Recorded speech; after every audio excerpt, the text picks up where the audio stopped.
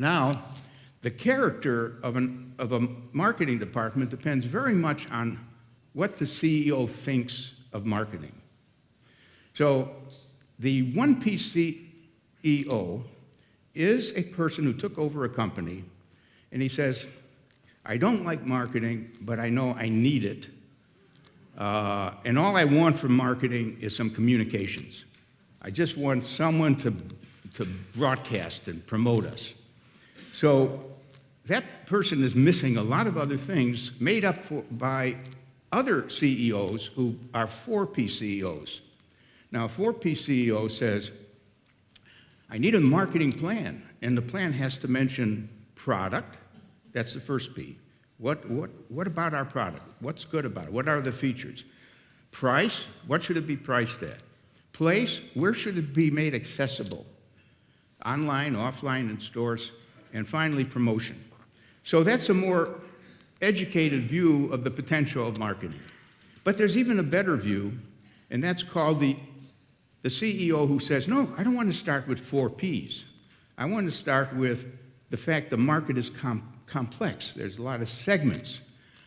Each segment deserves its own plan. In fact, one thing we've learned that if you just have one value proposition for the whole market, it really doesn't trigger anything in many parts of the market. So that CEO says, what segment should we go after? And what position should we take with each segment? What do we say about ourselves and how we can satisfy their needs? Now, there's even a higher type CEO, which is exemplified by A.G. Lafley, who ran Procter & Gamble, recently retired. When you ask A.G. Lafley, what's marketing? What's your picture? He says, well, M.E. What do you mean? Marketing is everything. Now, marketing is everything. What he means is everything starts with the customer. No customers, no business.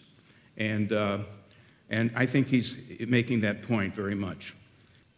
Incidentally, a book that you might want to read is called Firms of Endearment, which is a fancy way to say companies we love, Firms of Endearment. It's based on asking audiences, random meeting of people, is there any company that you like a lot? And you see what happens is these are the names of the companies that came up again and again. I don't think there's any surprises there. I've asked other countries to do this too, because there would be a different mix of companies that would come up. But the main thing is these firms of endearment are so much more profitable than the ones that have not been dear to us. One of the things is that they're 9 or 10 times as profitable, but let's see why, and without going through everything here, look at the last one. These are the attributes of that set of companies. And the last attribute is they spend less on marketing than rather more.